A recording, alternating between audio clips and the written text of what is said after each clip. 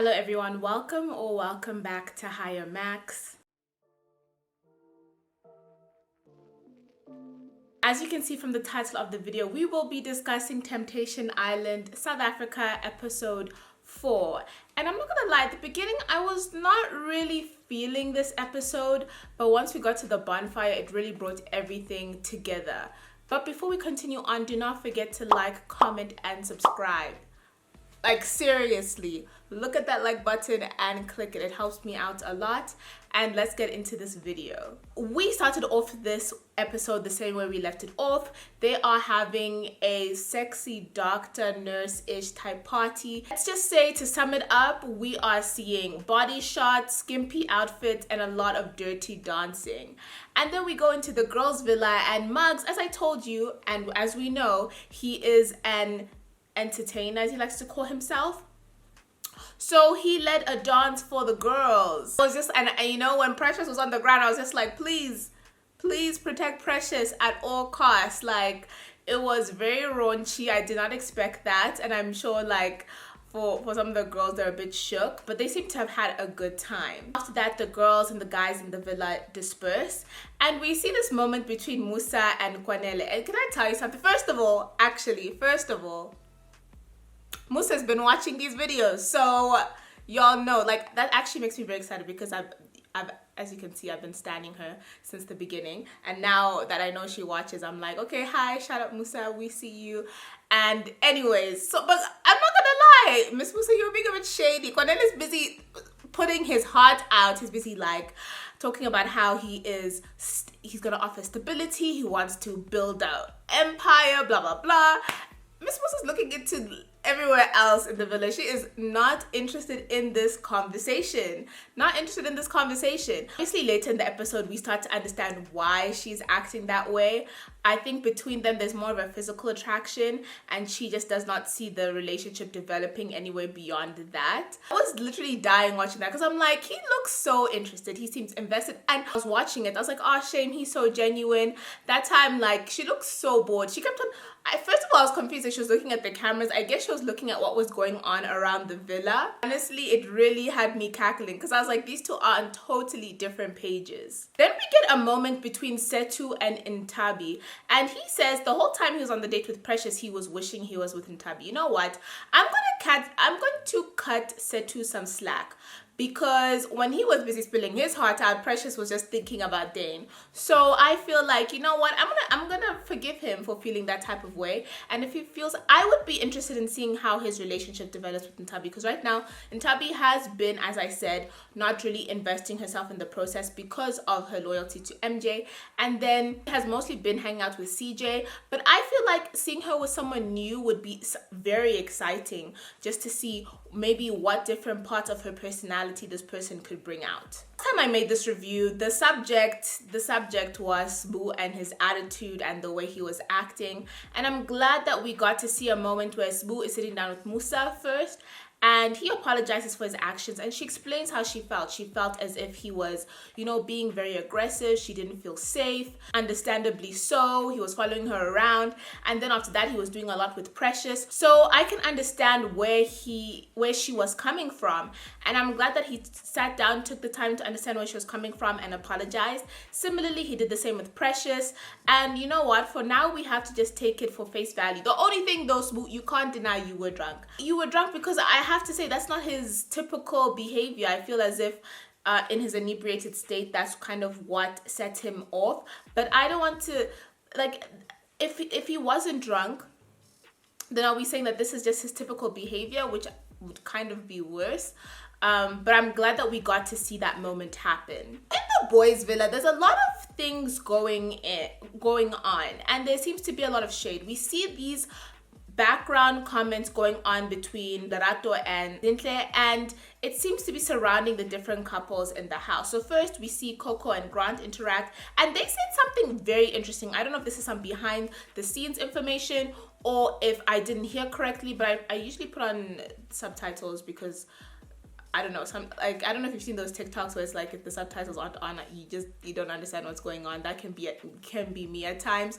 And while Coco and Grant were interacting, they were saying things like, Grant is not Coco's type. So I'm like, does this mean that Coco has said this before and she's just, you know, doing this to get along? Or did I misunderstand what was being said? But that aside, I feel as if one of the growing issues we're seeing a lot in the villa is a lot of the girls are not content with how things are going. They feel as if the guys are not getting to know them and not putting enough effort, and so they feel as if they're wasting their time. There's a moment where Angelique wants to sit with Justin on the side and Justin's like, nah, we can't do that. But it's so funny because Lerato and Zintle are like, they would, if Justin wanted to cuddle, they would want to cuddle with him. So we can see who one of the front runners are with the girls. So now Estelle and Uzi, and I feel like I've said this before.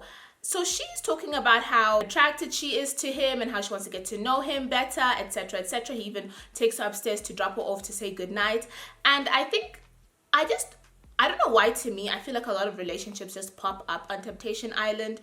Maybe there's just a lot of footage to go through, which was why we end up in these situations. But like, I had no idea that Estelle was into Uzi like that at all. But anyways, we see their relationship kind of develop throughout this episode. One of the things that Uzi brings up is that he doesn't know how to approach this relationship with Estelle. He doesn't know if, you know what, he should be more affectionate or, you know, try and ask for more, because he's not too sure about the state of her relationship. Now, surprisingly, I was very surprised when she was like, no, I'm still with my mans, blah, blah, blah, I'm not single. I was like, okay, I did not expect that from Mrs. Style, because as I've said before, I usually feel as if she's not that into Justin, but I'm glad that we got that moment to see like, okay, she's actually still interested in him, but she wants to get to know Uzi. MJ is just doing MJ things, and as I said, I was nervous. Remember the first review I made? If you haven't watched it, I'll link it up here, but on top here.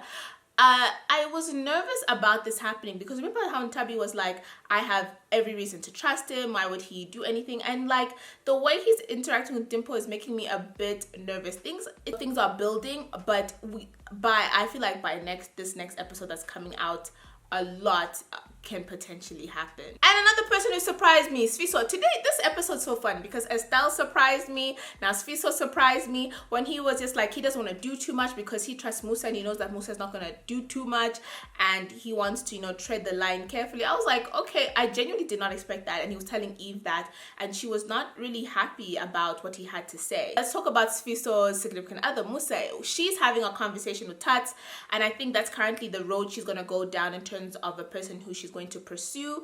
And first of all, I had no idea that she had a child and how important for her it is to work hard, stay on the course, stay on the path, because she wants to, you not only support her child, but the people who have supported her to get this far. Now, Tats is drawn to her. I feel like they have potential. He says that he's into women who are powerful, etc. And I think that Musa could potentially offer those things to him. I would want to see them on a date to see how they interact in that type of setting again.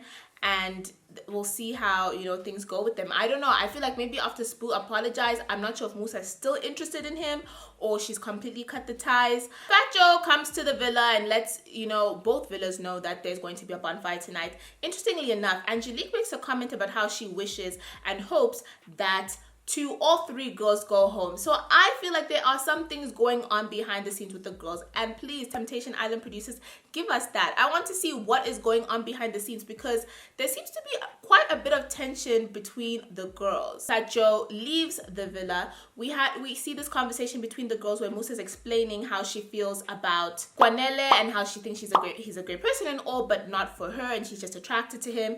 And when they're having conversations, they're not bouncing off each other. And that's something I had to say. I noticed that between her and Tats, they had banter, a lot of back and forth.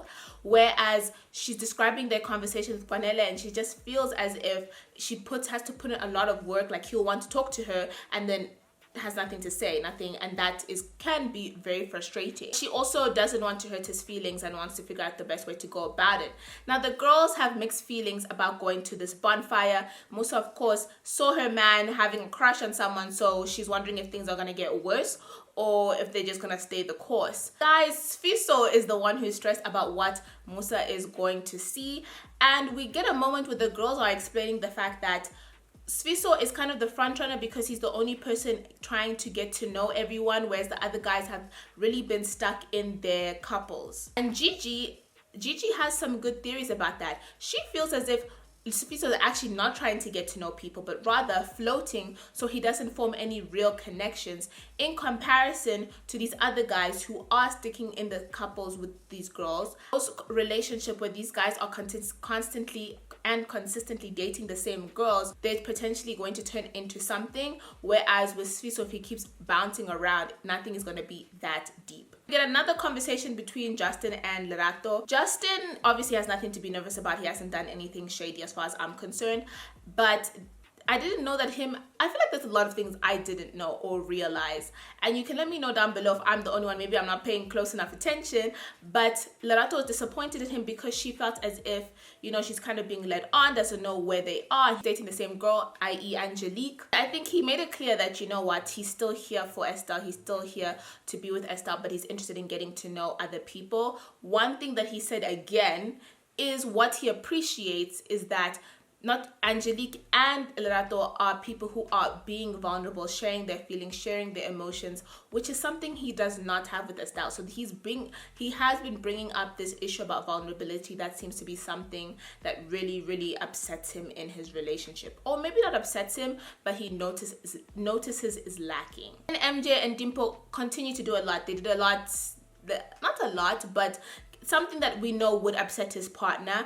But definitely the next day, I think what was worse is like none of them, maybe they were drunk or whatever, but like it was just very charged. It was very charged moments, and yeah, it makes the bonfire a tad worse. Then Grant is put in the hot seat and he is being asked questions, Lilita, Buntle and Balesa, about, you know, what they want to get to know other girls, and they feel as if the guys are only going to do things if they see their girlfriends acting up. But then I think Lilita is the one who brought it up, that would make her feel like the second best option, which is also true. But as I said before, the problem with being on Temptation Island is that these people do have significant others. So unfortunately, you have to be second best until you can prove, which I hate the word prove, but kind of push yourself to the first place position, if I'm making sense. I don't know how to, it's just like a sticky and hard situation to be in. We get to a very vulnerable moment between Eve and Sfiso. No, I feel like in a lot of the moments we see her, she is portrayed very sensually,